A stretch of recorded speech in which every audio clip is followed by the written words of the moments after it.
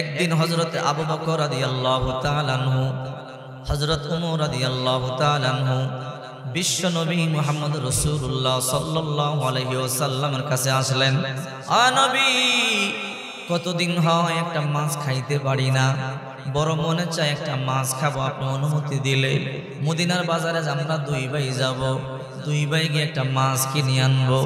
একটা মাছ খাওয়ার বড় আশা, বড় স্বপ্ন। আল্লাহর হাবিব তাকাইয়া হাসে। পৃথিবীর মধ্যে নবীদের পরে সবচেয়ে দামি দুইজন সাহাবী, এক নম্বর আবু বকর, দুই নম্বর ওমর।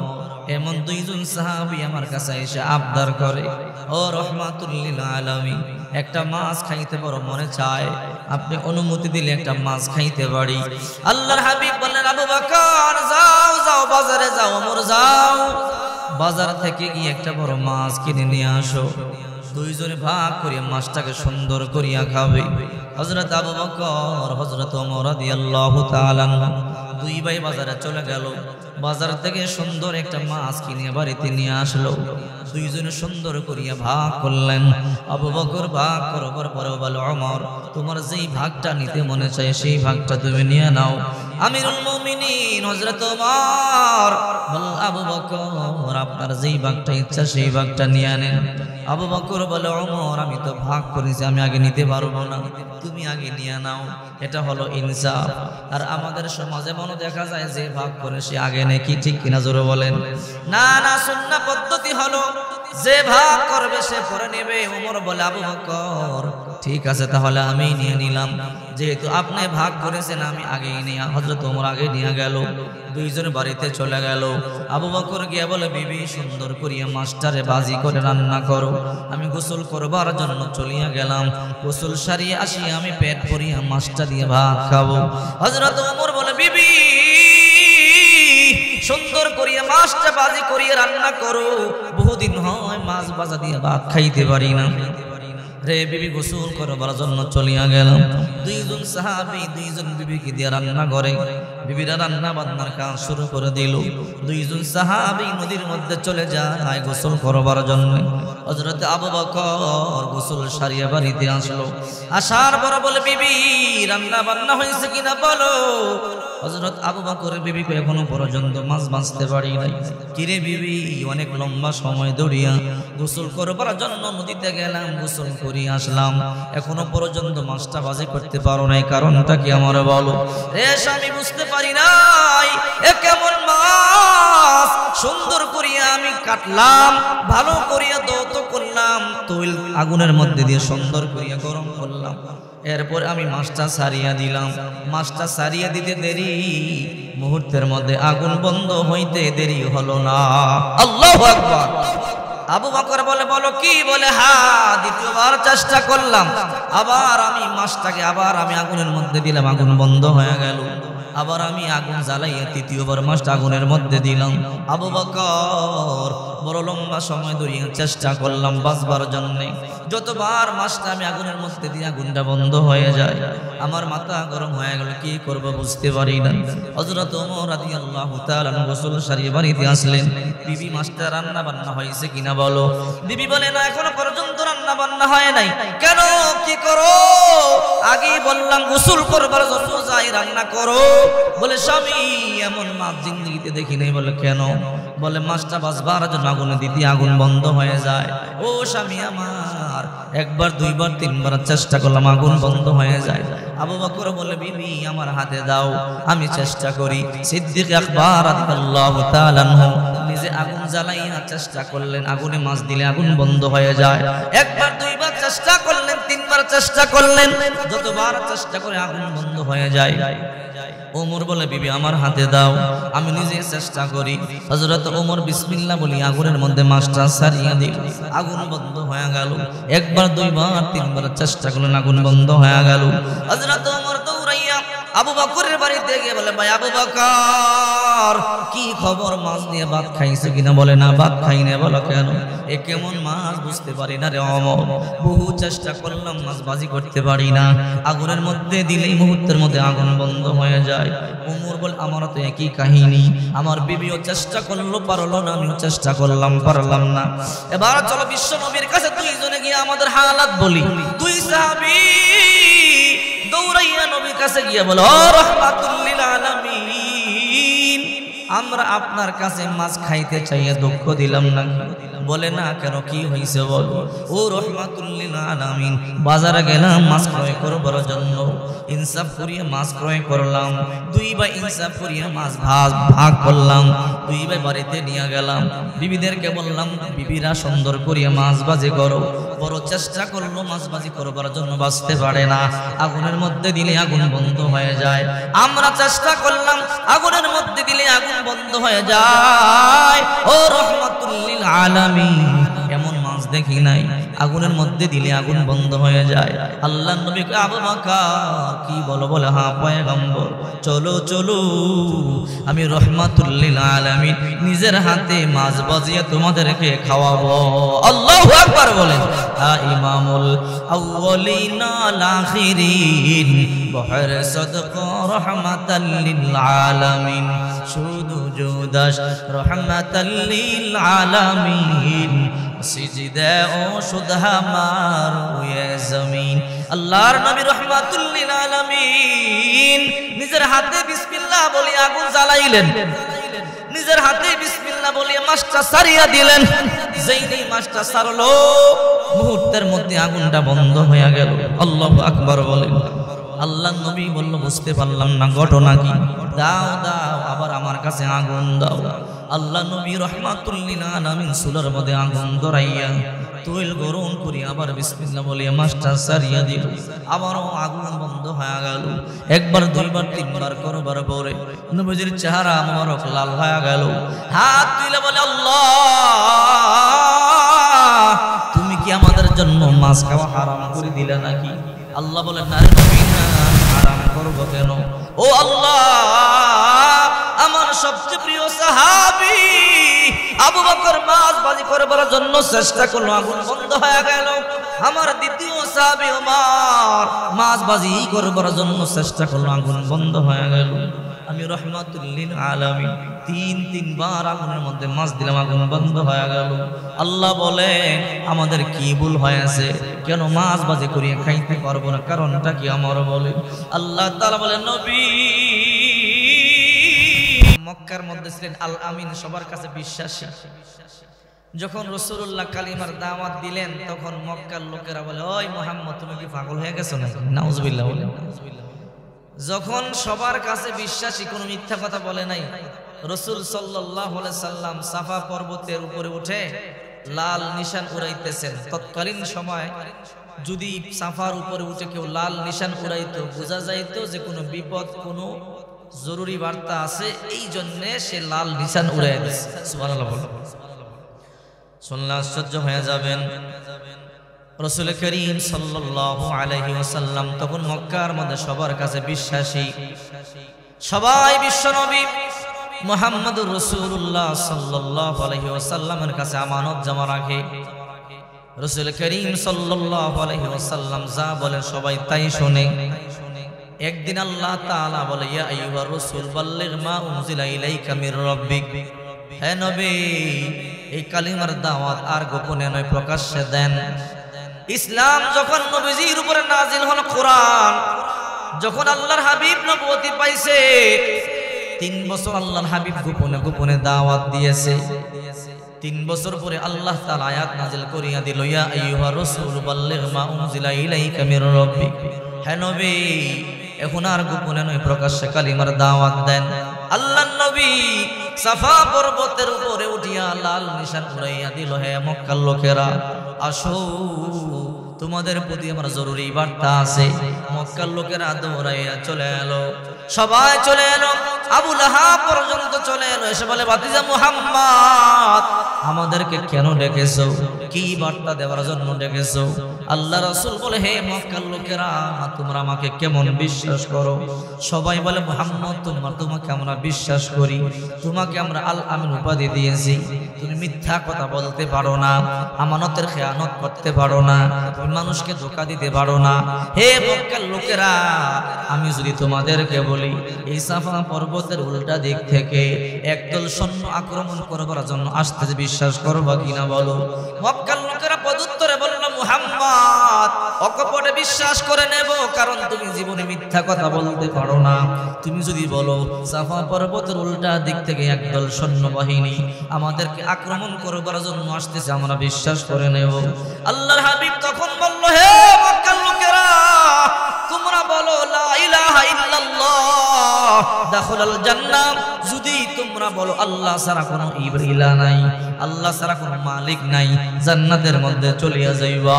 হে মক্কার লোকেরা, তোমরা দেব দেবীর পূজা ছাড়িয়া দাও, লাত মানতের পূজা ছাড়িয়া দাও, প্রবল দেবতার পূজা ছাড়িয়া দাও, একমাত্র মাথা নত করবে আল্লাহর দরবারে, আর কারো কাছে নয়। যদি তোমরা সব বাদ দিয়ে একমাত্র আল্লাহকে প্রভু বানাইতে পারো, এই পৃথিবীর মধ্যে সফল কাম হয়ে যাইবা, দুনিয়াতেও সফল, পরকালেও সফল হয়ে যাইবা। সর্বপ্রথম উত্তর দিল আবু লাহাব। আবু লাহাব বলে, বাতিজা মুহাম্মদ, তাব্বান লাকা লিহাযা জামাতানা, তুমি ধ্বংস হয়ে যাও এই জন্য কি আমাদেরকে ডেকেছো নাকি? একটু আগেই বলল বাতিজা মুহাম্মদ, তোমার থেকে সত্যবাদী মানুষ এই আরবের মধ্যে আর নাই, তোমার মতো আমানতদার এই মক্কার জমিনে আর নাই, এই জন্য তোমাকে আল আমিন উপাধি দিয়েছি। আর এখন বলে, হে মুহাম্মদ আনতা কাযযাব, তোমার মতো মিথ্যাবাদী মানুষ এই আরবের মধ্যে নাই। তাব্বান লাকা লিহাযা জামাতানা, এই জন্যই কি তুমি আমাদেরকে একত্রিত করেছো? এই কথা বলিয়া মক্কার লোকেরা আল্লাহর পয়গম্বরকে বৎসনা দেয়। আল্লাহর নবী রাহমাতুল লিল আলামিন চোখের পানিগুলো সারিয়া কান্না শুরু করে দিল। আল্লাহ তাআলা আয়াত নাযিল করিয়া দিল, তাব্বাত ইয়াদা আবি লাহাব ওয়া তাব। ও নবী, আপনি ধ্বংস হবেন না, আবু লাহাব ধ্বংস হবে, ধ্বংস হবে তার হস্তদ্বয়, সে নিজেও। এই জন্য আল্লাহ পাক বিশ্বনবী মুহাম্মদুর রাসূলুল্লাহ সাল্লাল্লাহু আলাইহি ওয়াসাল্লামের ব্যাপারে বলে, নবী আপনি টেনশন করবেন না, আপনি কান্না করবেন না, ও নবী আমি আল্লাহ আপনার সাথে আছি। আবু লাহাব, মুহাম্মদ তোমার বিয়াই লাগে, কারণ আবু লাহাবের দুইটা ছেলে, নবীজির দুইটা কন্যাকে বিবাহ করেছিল নবুয়ত লাভের আগে। এই জন্যে যদিও চাচা হয় আবার বিয়াইও হয়। এবার আবু জাহেল বলে, ও আবু লাহাব, তুমি তোমার বিয়াইকে থামাও, তুমি আত্মীয়, তুমি না পারলে আমরা দেখব। তোমার বাতিজা এবং তোমার বিয়াই মুহাম্মদ নতুন ধর্মের দাওয়াত দেয়, দাওয়াত বন্ধ করে দাও, যদি বন্ধ না করে তাহলে মুহাম্মদকে হত্যা করা হবে। আল্লাহর নবী রাহমাতুল লিল আলামিন কাবার সামনে কোরআন তেলাওয়াত করতেছে, সূরা ইয়াসিন তেলাওয়াত করতেছে। আবু লাহাব দৌড়াইয়া গিয়া বলে, হে মুহাম্মদ, সম্পর্কে তুমি আমার বাতিজা হও, আবার তুমি আমার বিয়াই হও। এই মুহাম্মদ নতুন ধর্মের দাওয়াত দেওয়া বন্ধ করিয়া দাও। যদি নতুন ধর্মের দাওয়াত দেওয়া বন্ধ না করো, তোমার দুইটা মেয়েকে কিন্তু আমার দুইটা ছেলে তালাক দিয়ে দিবে। আল্লাহর নবী রাহমাতুল লিল আলামিন বলল, চাচা আপনি তো ইসলাম সম্পর্কে জানেন না, আমার দুইটা মেয়েকে তালাক দিবে, শুধু তা নয়, যদি আমি মরেও যাই, আমাকে যদি শহীদ করে দেওয়া হয়, ও চাচা এরপরও কালিমার দাওয়াত দেওয়া বন্ধ করতে পারবো না। আবু লাহাব চলে আসলেন। এইবার বিবিরে গিয়া বলে, বিবি উম্মে জামিল, তুমি যাও, তুমি গিয়া তোমার বাতিজা মুহাম্মদ রে বুঝাও, তোমার বিয়াই মুহাম্মদ রে গিয়া বুঝাও। আল্লাহর নবী রাহমাতুল লিল আলামিন কাবা ঘরের সামনে সূরা ইয়াসিন তেলাওয়াত করতেছে।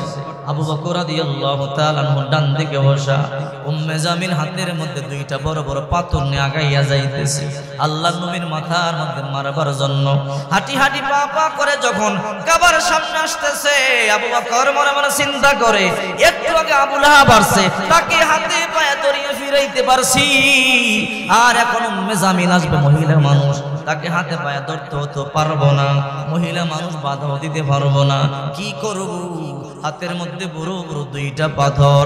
উম্মে জামিল হাঁটি হাঁটি পা পা করে কাবার সামনে আসলো। আবু বকর ডান পাশে বসা, আল্লাহর নবী রাহমাতুল লিল আলামিন কোরআন তেলাওয়াত করে। উম্মে জামিল আয়েশা বলে, ও আবু বকর, তোমার বন্ধু মুহাম্মদ কই? দেখছো মারবার জন্য হাতের মধ্যে দুইটা পাথর নিয়ে আইছি, তোমার বন্ধু মুহাম্মদের পাইলে মাথার মধ্যে মারিয়া মাথা ফাটাইয়া দিতাম। আবু বকর মনে মনে চিন্তা করে, কিরে, আমার নবী আমার সামনেই তো বসা, কোরআন তেলাওয়াত করতেছে। উম্মে জামিল কই তোমার বন্ধু মুহাম্মদ কই? আবু বকর বুঝতে বাকি নাই, উম্মে জামিল আল্লাহর পয়গম্বরকে দেখে না। আল্লাহু আকবার বলে। উম্মে জামিল বলে, আবু বকর আমার কিন্তু ডাবল পাওয়ার, আমার বাবা মক্কার নেতা আবু জাহেল, আমার স্বামী আবু লাহাব সেও কিন্তু মক্কার বড় নেতা। সাবধান, আমি যদি মুহাম্মদের মাথা ফাটাইয়া দেই কেউ আমার বিচার করতে পারবে না। আমার ক্ষমতা হইল ডাবল ক্ষমতা। যদি আমি তোমার বন্ধু মুহাম্মদকে পাইতাম, এই মক্কার সামনে মাথা ফাটাইয়া দিয়া চলিয়া যাইতাম। আবু বকর মনে মনে চিন্তা করে, কি রে, সে তো দেখতেছে না, আমি বলিয়া কি লাভ। এবার উম্মে জামিল পাথরগুলো দূরে ঢিল মারিয়ে বাড়িতে চলে গেল। এবার একটু পর আবু বকর বলে, নবী। উম্মে জামিল আমার সামনে দাঁড়াইয়া বলে, আপনাকে দেখে না, আপনি বসে কোরআন তেলাওয়াত করেন। ও রাহমাতুল লিল আলামিন, বুঝতে পারলাম না উম্মে জামিল কি অন্ধ হয়ে গেল নাকি? বলে, আবু বকর তুমি কি কোরআন তেলাওয়াত করো না? বলে, হ্যাঁ কোরআন তেলাওয়াত করি।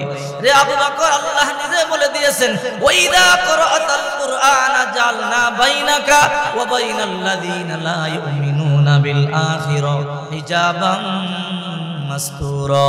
সূরা বনী ইসরাঈল 15 নম্বর 5 নম্বর পৃষ্ঠা 5 নম্বর লাইনের 45 নম্বর আয়াত আল্লাহ তাআলা বলেন, ওয়াইদা করাতাল কুরআনা জালনা বাইনাকা ওয়া বাইনাল্লাযিনা লা ইউমিনুনা বিল আখিরাতি হিজাবাম মাসতুরা।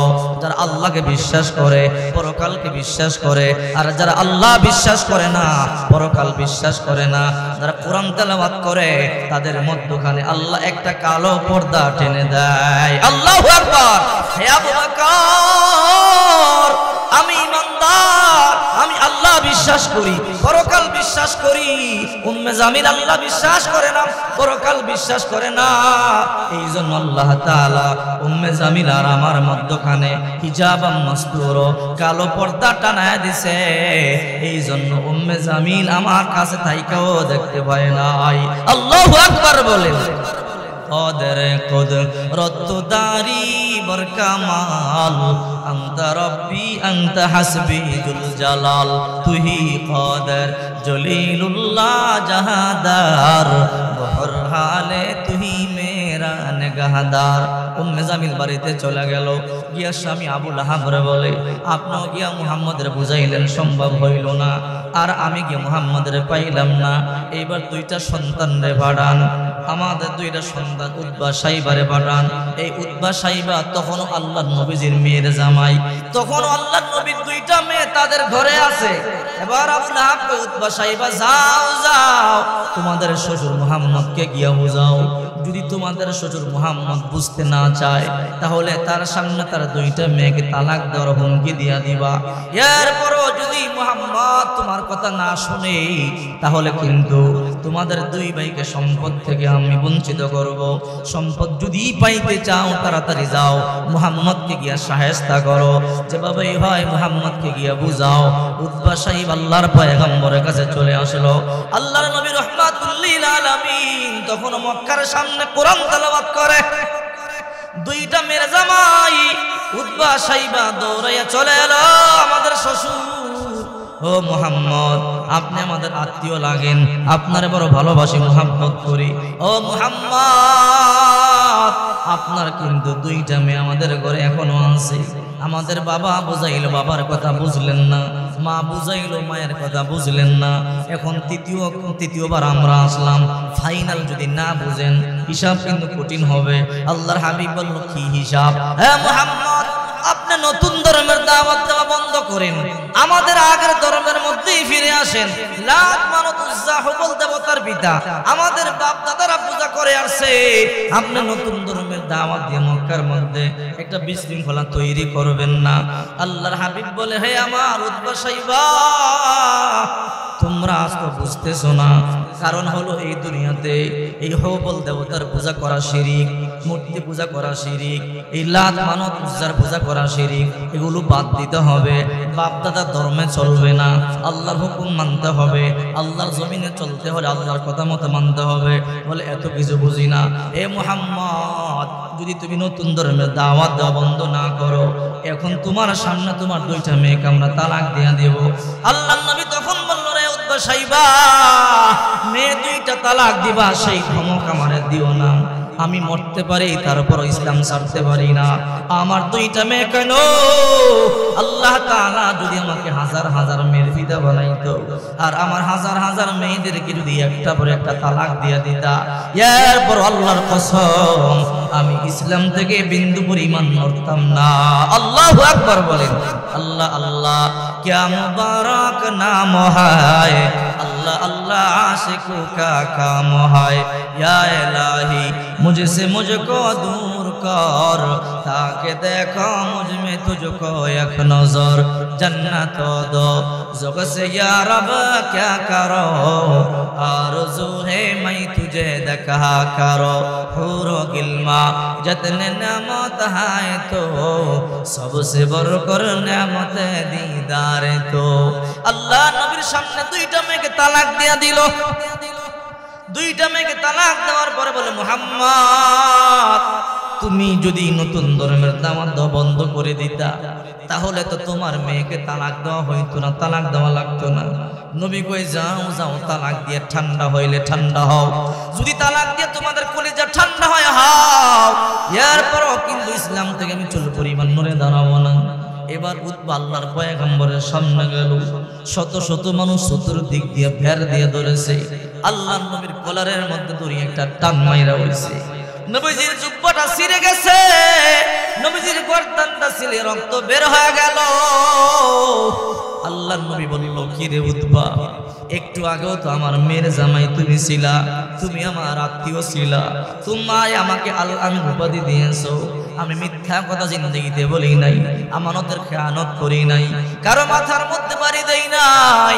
আর আজকে নতুন ধর্মের দাওয়াত দেওয়ার কারণে আমার কলারের মধ্যে দড়িয়া তুমি আমার গলাটা ছিলে গেল, রক্তকরণ হয়ে গেল।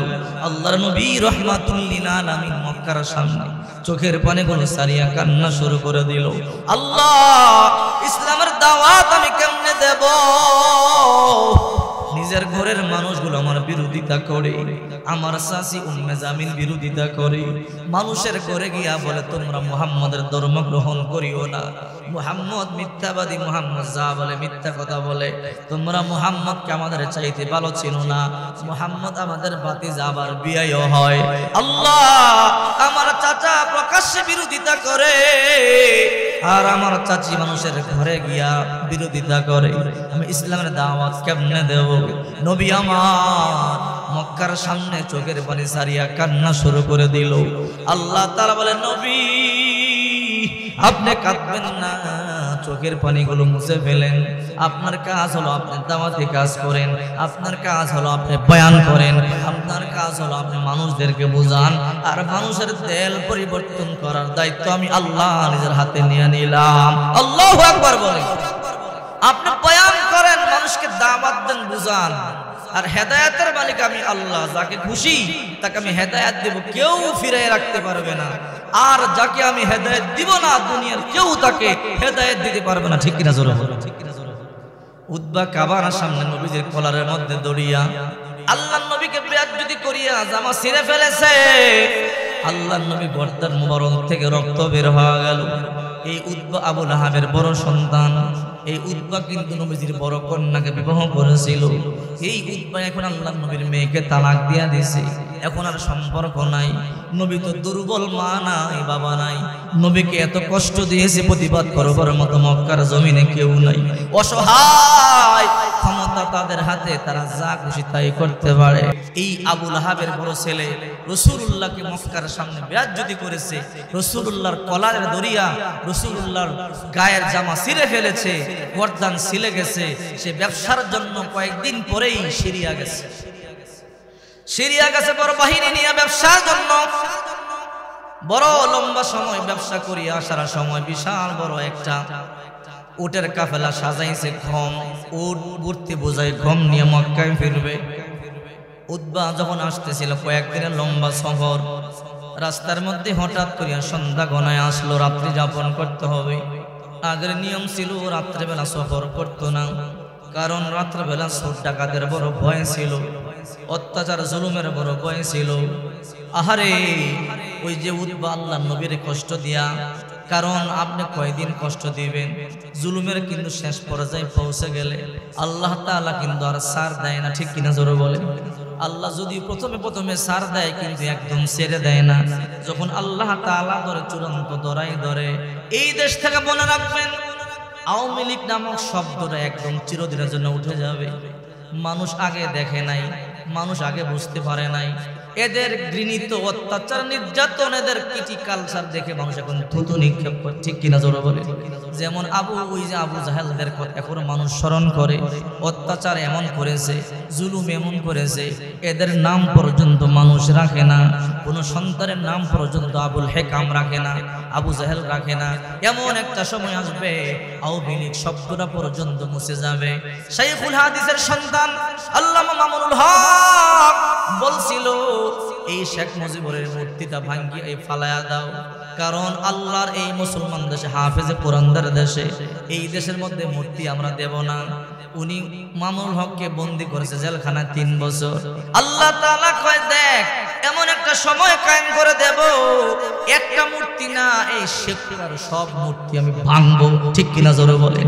আল্লাহর কি কারিশমা, এত ক্ষমতা কই গেল? মাত্র 3 বছরের মধ্যে বাংলাদেশের কোথাও কিন্তু তার এখন মূর্তি নাই। সব খেলা খেলছে কে? এই জন্য সবসময় ভরসা করবেন আল্লাহর উপরে। উতবা যখন দলবল নিয়ে মক্কার দিকে ফিরতেছিল, রাস্তার মধ্যে সন্ধ্যা হয়ে গেল। এবার উতবা কয়, আমরা এখানে রাত্রি যাপন করব। এবার বলল, তোমরা কাফেলা থামাও। কাফেলা থামাইয়া দিল। কাফেলা থামাইবার পরে এইবার উতবা মনে মনে সিদ্ধান্ত নিল, আহারে রাত্রে বেলা আমার বড় ভয় লাগতেছে, আশেপাশে কেমন যেন জঙ্গলের মতো দেখা যায়। সবাই আপনি এমন করতেছেন কেন? বড় আমার ভয় লাগে। বলে, কেন ভয় লাগে? বলে, ওই যে দূরে দেহ পাহাড়ের মধ্যে একটা বাঘ দেখা যায়, রাত্রে আবার আমার উপরে আক্রমণ করে নাকি? বলে, আপনি আমাদের নেতার সন্তান, আপনি টেনশন করবেন না, আপনি ভয় পাবেন না, আমরা চতুর্দিকে ঘুমাবো, আপনার বস্তার মধ্যখানে রাখবো, বাঘে যদি খায় আগে আমাদেরকে খাইবে। আল্লাহ তাআলা কয়, আমি যারা টার্গেট করব দুনিয়ার কেউ তাকে বাঁচাতে পারবে না, ঠিক কি না? আমি যাকে ল্যাংটা কইরা ভারত পাঠাবো, তোর দাদা বাবুরা রাখতে পারবে না, ঠিক কি না জোরে বলে? এবার ওই যে দেখেন না, রাত্রে বেলা আবু জাহেলের সন্তান উতবা ঘুমাইছে, আবুল হাবের সন্তান, বাঘের উপরে আল্লাহ টার্গেট করে দিছে। বাঘ এখানে যতই তাকে বের দিয়া ঘুমাক, তুই কিন্তু তারই খাবি, আর কাউরে খাবি না। বাঘের নাকের মধ্যে তার রক্তর গ্রান আল্লাহ লাগায়া দিছে। সবাই রাত্রে বেলা তার চতুর্পার্শ্বে ঘুমায়, আর সে ওই যে পাহাড়ের উপরে মধ্যখানে, স্তূপের মধ্যখানে উপরে ঘুমায়। যখন বাঘ তাকাইয়া দেখে নির্জন হয়ে গেল, সবাই ঘুমায়া গেল, এইবার বাঘ দৌড়াইয়া আইসা একটা লাফ দিয়ে পড়ে গিয়া তাকে টাইনা হেসরে দূরে নিয়ে গেল। তার গলার মধ্যে এমন কামড় দিছে যেন শব্দ করতে না পারে। সবাই তো নাক টানিয়া ঘুমায়, আল্লাহ তো সবাই এমন ঘুম পাড়াইছে যেন উঠতে না পারে। আর বাঘেরে কই, তুই ইচ্ছা মতো তারে খা, কিন্তু তার কলিজা খাবি না, গুরজা খাবি না, তার চোখ খাবি না, তার হাতগুলো আলাদা করে রাখবি, পা দুইটা আলাদা রাখবি, তার মাথা আলাদা করে রাখবি, মগজ আলাদা করে রাখবি, কলিজা গুরজা আলাদা করিয়া রাখবি। সকালবেলা সবাই যখন ঘুম থেকে জাগলো, নেতা কই? তাকাইয়া দেখে মধ্যখানে নেতারে শোয়াইলাম, নেতা তো নাই। একটা নেতা কি ভাগ্যে গেছে নাকি? কই, আম করে তুই আমার কেমনে ভাঙবো? এবার কয়, তাই নাকি? বলে, মনে হয় বাঘে নাই। দেখ, হঠাৎ করে তাকাইয়া দেখে ওই যে সামনে দেখা যায় নেতার অবস্থা বড় খারাপ, এমন ভাবে নেতার ছিন্ন বিচ্ছিন্ন করেছে, ছিন্ন ভিন্ন করবার মতো সুযোগ নাই। মাথা আলাদা, চোখ আলাদা, নাক আলাদা, ঠোঁট আলাদা, হাত আলাদা করিয়া এমন ভাবে শেষ করছে, কল্পনা করবার সুযোগ পর্যন্ত নাই। সবাই কই, বুঝলাম না, আমরা এমন সুন্দর করিয়া ঘুমাইলাম, আমাদেরকে খাইলো না, নেতার টার্গেট করলো কেন? একটাই বুঝো না। বলে কি, মুহাম্মদ না বদদুয়া দিছিল মক্কার জমিনে, আল্লাহ আজকে আমি মাজলুম, আজকে মক্কার জমিনে আমার বাবা নাই, মা নাই, এই জন্য ক্ষমতার দাপটে তারা আমাদের উপরে অত্যাচার করে, ক্ষমতার দাপটে তারা জুলুম করতেছে। আল্লাহ, যে উতবা আমার জামা টানিয়া টানিয়া সিরিয়া ফেললো, আমার গর্দানটা ছিলে ফেললো, রক্ত বের করলো, আল্লাহ তুমি তার পিছনে একটা বাঘ লেলাইয়া দিও, একটা কুকুর লেলাইয়া দিও, যেন তাকে সিরিয়া সিরিয়া খায়। মুসলিমদের তো আল্লাহর দরবারে কবুল হয়, আল্লাহর দাওয়াতুল্লাহ শাক্কা ফীহিন্না দাওয়াতুল ওয়ালিদি ওয়া দাওয়াতুল মুসাফিরি ওয়া দাওয়াতুল মাজলুমি। তিন ব্যক্তির দোয়ার মধ্যে কোনো পর্দা নাই, আল্লাহর সাথে সাথে দোয়া মঞ্জুর করে নেয়। এক নম্বর মা বাবা, দুই নম্বর মুসাফির, তিন নম্বর মজলুম। মজলুমরা যখন দোয়া করে আল্লাহর আরশ কাঁপিয়ে ওঠে। আল্লাহর দরবারে নবী দোয়া করেছে, আল্লাহ আমি আজকে মজলুম, এই মক্কায় আমার মা নাই বাবা নাই, এই মক্কায় আমার দাদা নাই দাদি নেই, প্রতিবাদ করবার মতো কেউ নাই। এই আওয়ামী লীগরা আমাদেরকে জ্বালায়, তার মানে এই আবু লাহাবরা আমাদেরকে জ্বালায়। আল্লাহ তুমি তার পিছনে একটা কুকুর লালাইয়া দাও। হায়াতুল হাইওয়ান কিতাবের মধ্যে আছে নবীজি কুত্তা লালাইয়া দেওয়ার দোয়া করেছে, আল্লাহ বাঘ লালাইয়া দিয়েছে। বাঘ আর কুকুরের মধ্যে কিন্তু মিল আছে, ঠিক কিনা জোরে বলেন? দুইটাই হিংস্র। এই জন্য কিতাবের মধ্যে এসেছে আল্লাহ তাআলা কয়, নবী আপনি কুকুরের জন্য দোয়া করেছেন, আমি কুকুর নয় রে নবী, আমি বড় বাঘ লালাইয়া দিলাম, শেষ করে দিয়েছে। এই জন্য সাবধান, যারা জুলুম করে অত্যাচার করে ক্ষমতা কিন্তু চিরস্থায়ী হয় না। ইতিহাস সাক্ষী দেখো, নমরুদ ১৭০০ বছর বাদশাহী করেছে, ফেরাউন ১৭০০ বছর ক্ষমতার মধ্যে ছিল, কিন্তু আল্লাহ তাআলা যখন ধরছে তখন কিন্তু ছাড়ে নাই, ঠিক কিনা জোরে বলে? নূহ নবী ৯৫০ বছর দাওয়াত দিয়েছে। নূহ নবী বলে, আল্লাহ ৯৫০ বছর পর্যন্ত দাওয়াত দিলাম, মাত্র ৮০ থেকে মাত্র ৪০ থেকে ৮০ জন মুসলমান হইল।